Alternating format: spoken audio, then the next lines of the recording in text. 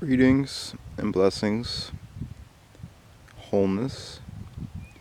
It's February 15th, 2024, and yesterday there was another crazy wind event, probably even more fierce than which was a month ago in 5 days when I posted the video, January 60-mile-per-hour gusts of wind.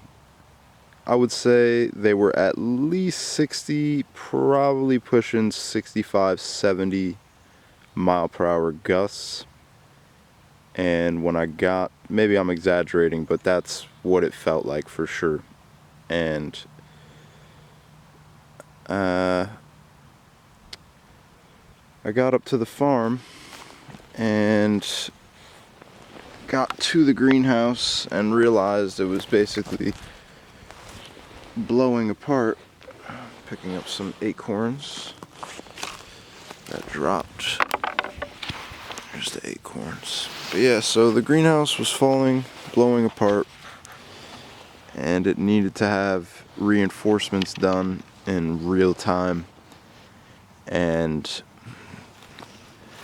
no exaggeration, I was inside this high tunnel, and this middle bar that goes all the way down was literally bending all the way in, like to here. So this, because the winds were coming from this way, the north, and this whole wall is just like pressing in on the whole greenhouse. I have no idea how it didn't collapse because of the center support beams that I have going down.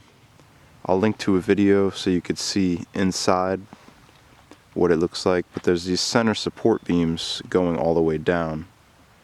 Each hoop, you can see it right there. It goes from there to there, and then there's a smaller one right above it. So that helped with the bending in. If those weren't there, it would have collapsed. And so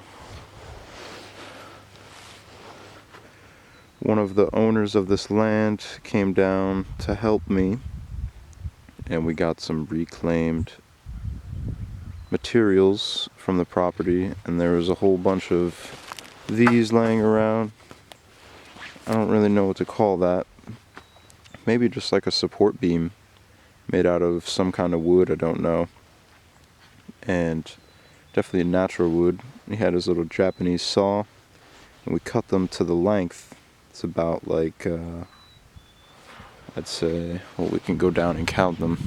You can see them through the plastic. There's 1, 2, 3, 4,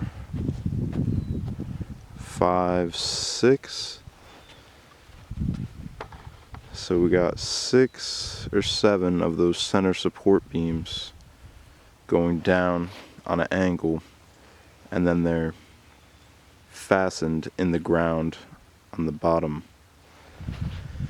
And then he came up with this really cool idea to drill basically these wood little buckles in so we could tie these support, or he tied the support strings down to a nice support in the ground that's hammered in very deeply, tensioned tightly, so now if the wind comes from this way, she ain't going nowhere. So this could be a real good documentation of just like not to give up. I mean, I was down here for like an hour or two, and then he came down and he helped me for like another hour or two, and we got it all said and done with the wind blowing on us inside, like literally this just blowing to the middle of this, just, and we're inside there trying to reinforce this thing. It it was an interesting time. But let this be of an inspiration to everyone to not give up. Don't put your hands up. When you put so much time and energy into something, you gotta keep on keeping on. So the one thing that was just, this is where it all started. This little freaking, this hole up here.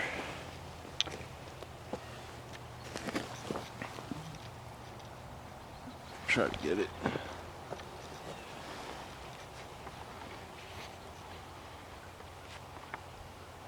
So, this 45-degree adapter broke on both sides from the wind, and it was just so windy. And so basically this hoop is very weakened, right? It's not even like connected in the center anymore, but I just needed to sink some screws and get it stable from moving, right? And it's pretty stable. So I just drilled one of the hoop connector sides into that center support beam going down the whole greenhouse, and then I just drilled another one right in, so it just sank them. I know they're a little off center, but they just needed to be sunk, and maybe they can be fixed, or maybe I'll keep it. So now this huge hole that's in the top of the greenhouse will act as a ventilation hole. And it's the best case scenario. Get to keep the greenhouse, high tunnel, and everything that's in there, and then continue to use it for future seedings coming up. But right now it's taken cold, has taken its toll, and it is 25 degrees Fahrenheit, and you can still feel that little chilly wind in the air. So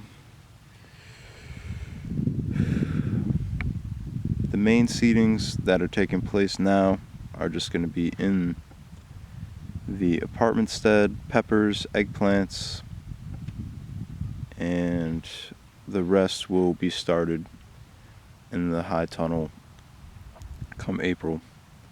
I don't think that celery root or the bunching onions did too well with the cold dip down fluctuation, and that's why I'm just going to wait until April, because I'm not trying to deal with wasting seeds, wasting time and energy. I've done enough experimenting, and over the past 2 years, and nothing really starts to do well until, if you're starting in a high tunnel, I could definitely see, starting April, even if you get a few cold dip downs, it'll be good. By May, it's definitely starting to warm up. But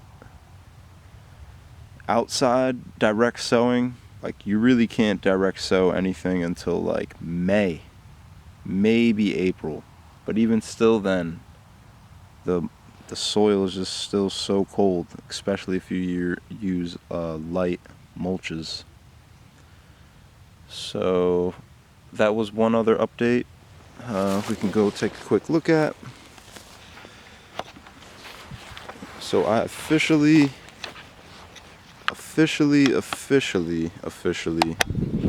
said it many times, but the farm is ready, open for biz. I got these last 2 sections completely laid with grass. As you can see, this whole patch right here, that was the last patch that needed to be laid. And maybe I'll do some wood chip pathway all the way down, like like you see on all the other ones. So that would just be a wood chip pathway here and a wood chip pathway here, but maybe I won't even do that. And now this field has been completely mowed all the way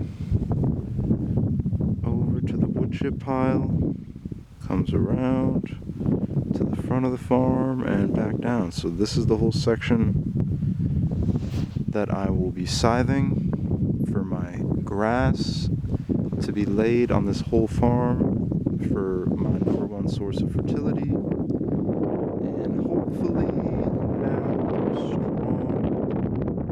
You can see the beams really good from right here. Really strong beam and tension reinforcements. I trust that the high tunnel should survive because we got that nice wind breakage blockage, so even if the wind starts to come from that way, it won't be too severe. And one other thing I wanted to mention, the reason why I didn't put those beams in the first place, I did note that it would have probably been good to do that, but I was trying to save bed space and walking space. But I guess the greenhouse, this living structure, just keeps on showing me where it wants to be reinforced. So hopefully there's not any more reinforcements for a while. Thank you for your support. One Love Wholeness February updates, and we'll see you on the next one.